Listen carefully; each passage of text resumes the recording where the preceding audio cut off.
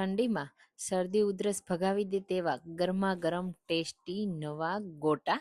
Hello friends, હું છું શીતલ. તમારું સ્વાગત છે મારા ઘરનું જ કિચનમાં.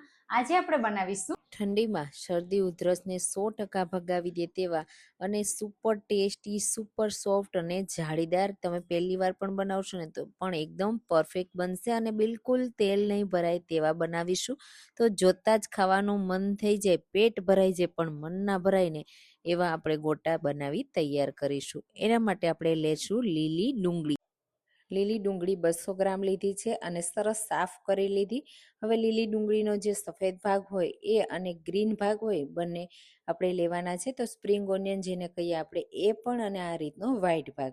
લીલી ડુંગળી ન હોય ને તો તમે સૂકી ડુંગળી પણ લઈ શકો છો, પણ લીલી ડુંગળી છે ને એ ખાસ ઠંડીની સિઝનમાં ખાવાથી શરદી ઉધરસમાં 100% મજા આવે છે અને શરદી પણ સારી થઈ જાય છે. તો આ રીતે બધી ડુંગળીને કટ કરી અને તૈયાર કરી લેશું. અને બાકીની વસ્તુ પણ મેં કટ કરી અને તૈયાર કરી લીધી છે. હવે એક બોલમાં લઈ લેશું. તો જેમાં આપણે લોટ બાંધવાનો હોય ને એમાં જ આપણે કાઢી તૈયાર કરી લેશું. અને બાકીની બધી વસ્તુ આ સમયે એડ કરીશું. એના માટે લીલું લસણ અડધો કપ લીધું છે. તે ખાસ તમને જોઈએ ને એ પ્રમાણે લીલા મરચાં લેવાના છે. મેં 1/4 કપ એડ કર્યા. 1 ટીસ્પૂન આદુની પેસ્ટ અને અડધા કપ જેટલા ફ્રેશ લીલા ધાણા અને 3/4 કપ ફ્રેશ લીલી મેથી. બધી વસ્તુને મેં ધોઈ કટ કરી લીધી હતી. હવે આપણે એમાં 1 કપ બેસન એડ કરીશું અને બેસનને પહેલાં મિક્સ કરી અને થોડું પાણી એડ કરી મિક્સ કરી ચેક કરી લેવાનું. પછી અહીંયા જો તમને બેસનની જરૂર લાગે ને તો થોડો એડ કરતું જવાનું અને મિક્સ કરતું જવાનું. ખાસ આપણે એમાં બેસન વધારે એડ નથી થવા દેવાનું, કારણ કે આ ગોટા એકદમ ગ્રીન અને સરસ હોય ને અને એકદમ મસાલેદાર હોય ને તો જ ખાવાની મજા આવે છે.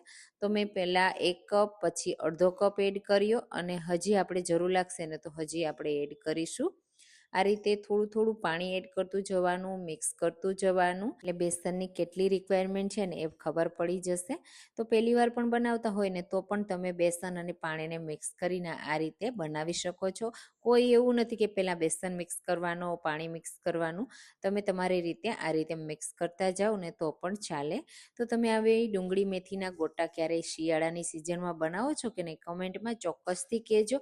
અને હા, મારી રેસીપી તમે કઈ સિટીમાંથી જુઓ છો એ પણ મને કહેવાનું બિલકુલ ભૂલતા નહીં, મને ખૂબ ગમશે.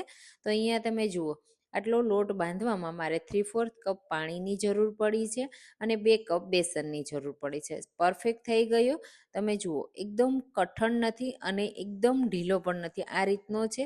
થોડો નરમ જ રાખવાનો એટલે પરફેક્ટ જાળીદાર ગોટા તૈયાર થાય. હવે એમાં મસાલામાં અજમા એડ કરીશું, મરી પાવડર એડ કરીશું, સ્વાદ પ્રમાણે મીઠું એડ કરીશું અને એકદમ જાળીદાર બને ને એના માટે અડધી ટીસ્પૂન બેકિંગ સોડા એડ કરીશું અને 1 ટેબલ સ્પૂન સોડાની ઉપર જ લીંબુનો રસ એડ કરીશું. એટલે એકદમ સરસ સોડા એક્ટિવેટ થઈ જશે અને આ ગોટા છે ને એકદમ જાળીદાર તૈયાર થશે. બસ આ રીતે મિક્સ કરી દેશું. સોડા મિક્સ કરતાં પહેલાં જ આપણે તેલને ગરમ થવા માટે મૂકી દેવાનું, એટલે એકદમ પરફેક્ટ જાળીદાર ગોટા તૈયાર થાય. તો સરસ રીતે સોડા મિક્સ કરી લીધો અને ગોટાનું બેટર તૈયાર થઈ ગયું. તમે જુઓ, પરફેક્ટ એમાં જાળી દેખાય છે ને. બસ હવે આપણે વધારે મિક્સ નહીં કરીએ અને રેસ્ટ પણ નહીં આપીએ. હવે તરત જ એમાંથી ગરમા ગરમ ગોટા ઉતારીશું. એના માટે મેં અહીંયા તેલ પણ ગરમ થવા માટે મૂક્યું હતું. હવે બહુ તેલ ગરમ થઈ જાય ને તો તમે થોડું પાણીનો છંટકાવ કરી અને પછી બનાવો ને તો પણ પરફેક્ટ બને. અહીંયા મીડિયમ તેલ મેં ગરમ કર્યું છે, એટલે તેલમાં આ રીતે મૂકશો ને તમે જુઓ, ઓટોમેટિક ઉપર આવી જશે અને ઓટોમેટિક એ ફરી જશે. તો જ તમારા ગોટા પરફેક્ટ બનતા દેખાશે. તમે જુઓ, અને એ ઉપર આવશે ને એટલે તમે જુઓ, તમને બેટર પણ ઉપર આવતું દેખાશે આ રીતે. ત્યારે જ એના પરફેક્ટ ગોટા બનીને તૈયાર થશે. થોડી વાર એક સાઈડથી થવા દેશું. અહીંયા મારી પેન નાની છે ને એટલે એને ફરવામાં પ્રોબ્લેમ આવે છે, એટલે થોડા આપણે ફેરવી દેશું. ઓટોમેટિક જેટલા ફરે ને એટલા ફરવા દેવાના. પછી થોડી વાર રહીને આ રીતે બીજા પણ ફેરવી દેવાના. ગેસની ફ્લેમ લો ટુ મીડિયમ જ રાખવાની, હાઈ નહીં રાખવાની, નહીંતર અંદરથી કાચા રહી જશે અને ઉપરથી ફ્રાય થઈ જશે. બસ થોડી વાર આ રીતે બંને સાઈડથી ફેરવતા જવાના અને સરસ એવા ફ્રાય કરી લેવાના. બિલકુલ કાચા ન રહેવા જોઈએ. અને હા, આ જે ફ્રાય કરીએ ને આપણે ત્યારે તમને જોશો કે પહેલાં આપણે એડ કર્યા હોય ત્યારે એમાં બબલ્સ બહુ હોય તેલમાં, અને પછી જેમ જેમ ફ્રાય થશે ને એમ તેલમાં બબલ્સ તમને સાવ ઓછા દેખાશે. પણ તમે જો પહેલી વાર બનાવતા હોય ને તો પણ તમને ખબર પડી જશે કે તેલમાં હવે બિલકુલ બબલ્સ નથી. ત્યારે તમારે એને કાઢી લેવાના, એટલે અંદર સુધી ફ્રાય થઈ ગયા હશે. બસ આ રીતે ગરમા ગરમ ગોટા ગરમ ગરમ ચટણી સાથે સર્વ કરવાના, મતલબ ચટણી ઠંડી અને ગોટા ગરમ ગરમ. તો એકદમ ટેસ્ટી ટેસ્ટી એવા ડુંગળી મેથીના ગોટા તૈયાર થઈ ગયા છે.